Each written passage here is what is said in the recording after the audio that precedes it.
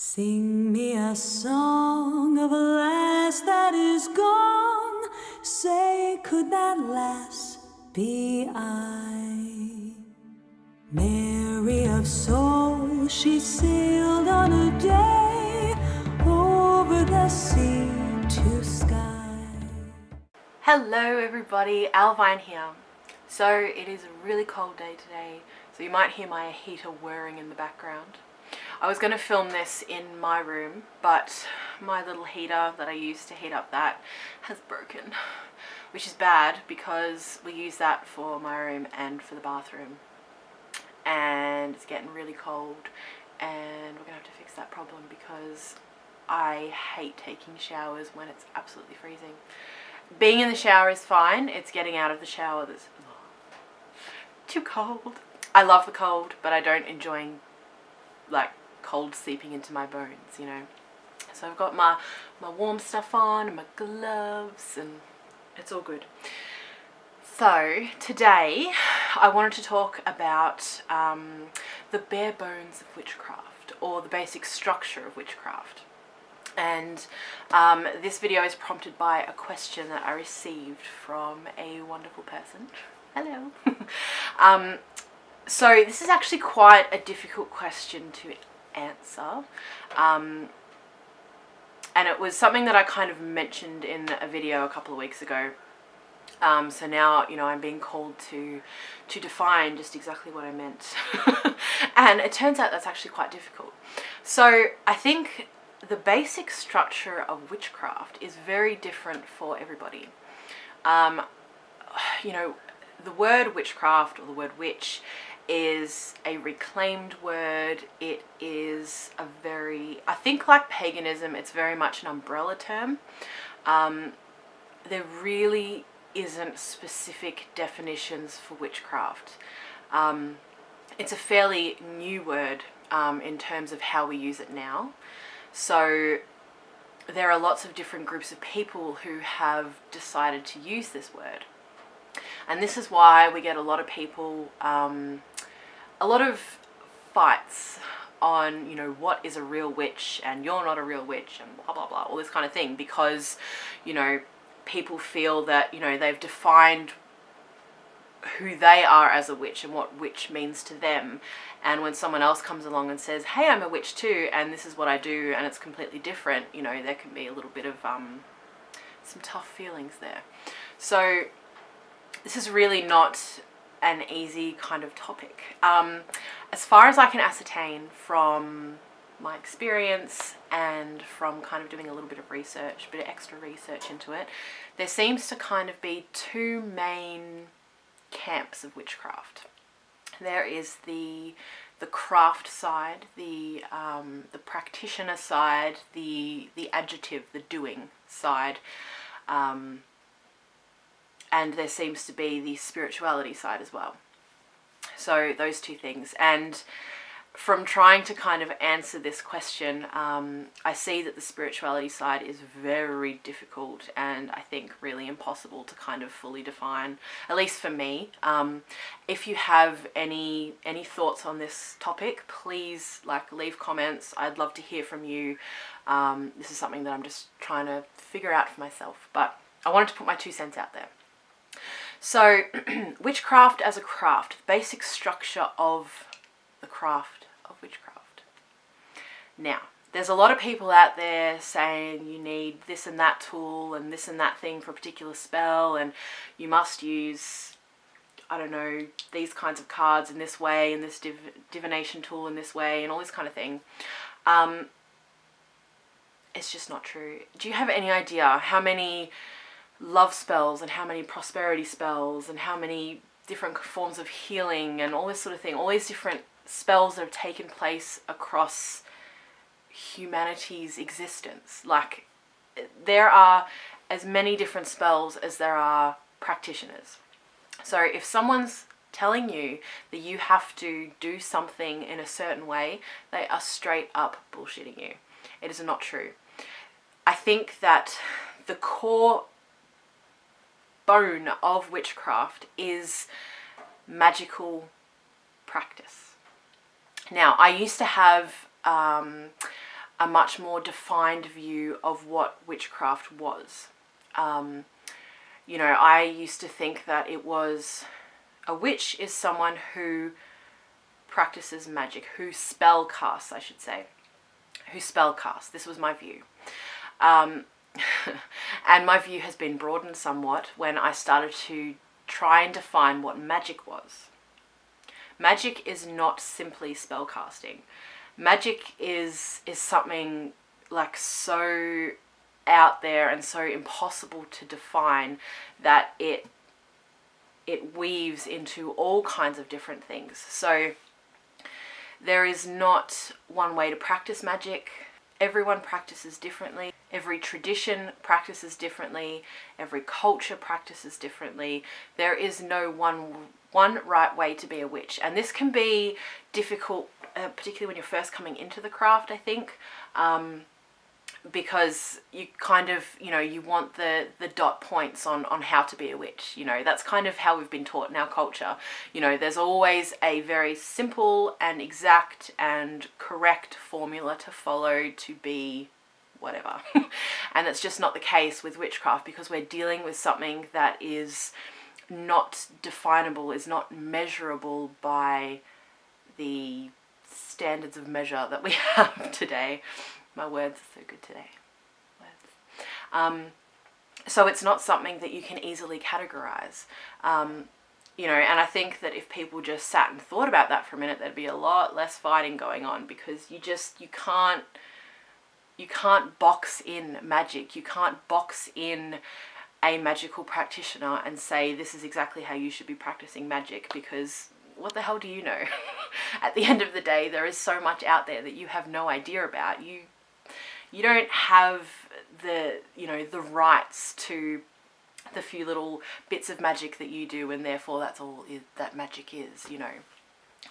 So that's the first point, and I think that that's something that's really important, and I know I've struggled with this myself, particularly when I first came into this whole practice, you know, people saying you've got to do it this way and that way, and I thought, oh, okay, like that must be it, because they've been practicing for however long, and, you know, they know, so I'll guess I can't do it this way that I kind of was thinking about or whatever. No! Don't listen to that kind of thing. Now, I think books are important. I think YouTube is fantastic. I think listening to people and how they practice is wonderful. And I think it's important, you know.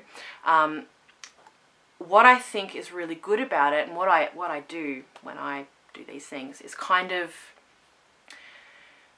I guess, read it with a grain of salt, or listen with a grain of salt. But I take things, I listen for the basic you know, undertone of what they're saying. I don't follow any recipe exactly. You know, recipes are guidelines. What really annoys me when I read books or watch videos or whatever, and people tell me, you know, they share how they spellcraft. You know, they might share, say, a love spell. They'll tell you what to use, and they'll say you need to use rose quartz, you have to use a glass bowl, you must not use, I don't know, metal, or, you know, whatever they say, all these different things. They often don't tell you why.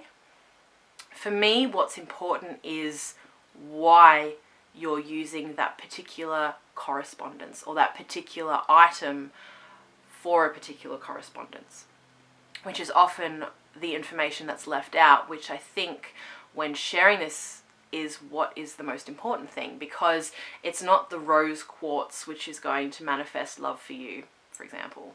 You know, it's something else. Like, what does that rose quartz represent? So that's the kind of information that I think is the most important thing. And, you know, it's fun, you know, hearing about how people spellcraft and the tools that they use and that kind of thing. Like, stuff is fun, right? Like, the candles are fun and the crystals are fun and I don't know, whatever else. I mean, you can use anything as a witchcraft tool. So all that stuff's really fun. But ultimately, it's about what it means to you. It's about the correspondence of that thing into the magical practice. You know, you're kind of creating something physical to send out into the ether. Anyway, you know what I mean? Like, it's not something that is contained on the physical plane. Therefore, the physical items aren't the most important thing. And the things on the physical plane, they're not necessary. Like, you can, anything you read in a spell, you can substitute for what you've got. You know, you can substitute it for, I don't know, ingredients you've got in your house, dirt outside, you know, different things that you find outdoors, little stones, rocks, whatever. Like, you don't need that stuff. Yeah, anyway, this is just something that I'm really passionate about. Like, it really bugs me when people kind of spread that message that you need this and that for a particular thing, because there are younger people that are coming in, not younger, but you know what I mean, like younger in the craft, who maybe don't feel that kind of confidence, you know, and they're hearing these messages and getting the idea that what they're doing is wrong, and it's just not true. So there's that. Witchcraft, the basic bare structure of it is magic. What is magic? Well, that's something that's not easy to define either. There was a group of videos that went around on YouTube a while ago, in regards to the YouTube Pagan Challenge, where, you know, people spoke about magic. So there's plenty of ideas out there, but it's not something that's measurable. So if you can completely define what magic is, then, you know, you might have an easier time. But witchcraft is magical practice, which can be anything. You know, I mean, some of the popular, you know, things are, you know, spell crafting, divination, healing, things like that, you know, and those all open up into all sorts of other things as well. So it's a huge labyrinth. So basically it is magical practice. So there is no one way to practice magic. You don't need an altar, ever. Don't let anyone ever tell you that. It's fun to have one. I enjoy having one. I didn't at the start of my practice, and that was cool too.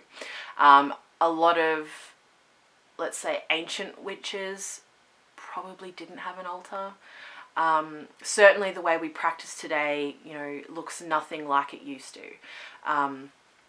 So whatever you want to bring in is okay. Whatever helps you feel connected, and whatever helps you to focus your intention is fantastic. But make sure it comes from you and from your heart. You know, if you've got the money to go out and buy all the things that someone tells you to buy, fantastic. If you don't, then substitute and think, okay, so what is it exactly that, you know, this pink candle is supposed to represent? Well, maybe you can write a word on a tea light candle instead, or something to replace it, or whatever, you know. Now, coming to the spiritual side, the bare bones of the spiritual side. I'm just not sure that there are any that I can define anyway. You know, there are so many different ways to connect with spirituality. Now, another fairly recent, and that I've seen quite common misconception, is that, at least in this kind of, you know, sphere, this community, the place that I roll around in, is that witches are of a certain spirituality. It's not true. There are witches in every single culture, in every single religion, in every single spirituality around the world, and there have been for millennia.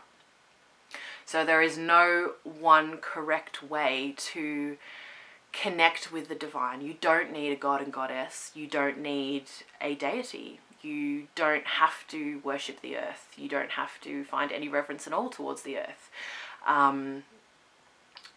All these kinds of things. So I think that it's very difficult to find. Obviously, if you are connecting with spirit as a witch, there is some kind of spiritual connection.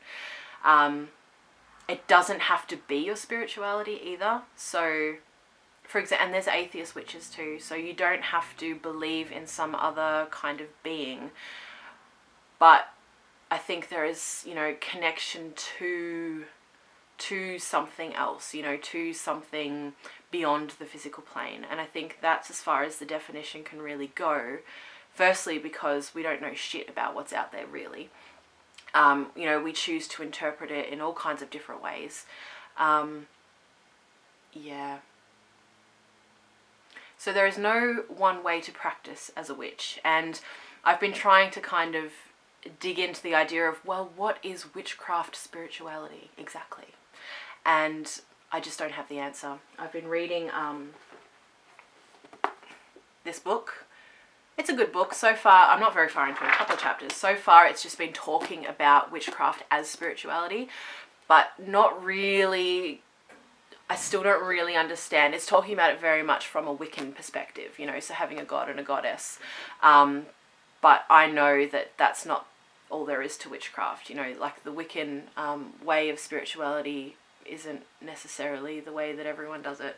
I know a lot of people do, and that's cool as well. But yeah, I found it difficult to find anything so far, like I said, so far, that is kind of information on a witch's spirituality that doesn't directly link to Wicca. So those are kind of my thoughts. I don't think I've really defined anything, but like I said, these are umbrella terms. They're so broad, or they're things that can't be measured. So it's very difficult to define. But basically, for me, witchcraft as a craft is magical practice, which again is very broad.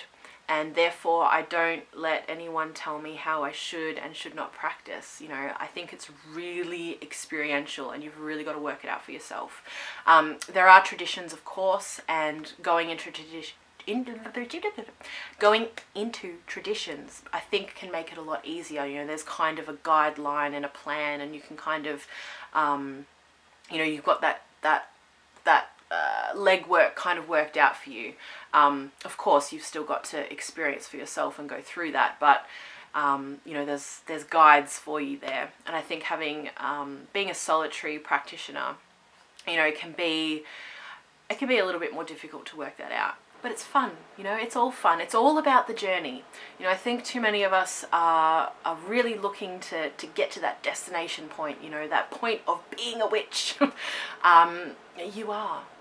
You already are. We're figuring out as we go. Let's open our hearts, and, you know, can't we all just get along? We all practice differently, and that's okay. What it comes down to is we're magical practitioners, and let's learn from each other, because, you know, what a wonderful thing to be able to do, to live in this information age and to share ideas and to grow with each other and to hone each other and sharpen each other and, you know, plant seeds of ideas in other people's minds. It's very fun. So those are my thoughts. If you have any, please leave them down below, because I would love to hear from you on this subject. And I wish you all much love and many, many, many abundant blessings, and I'll see you in the next one. Bye.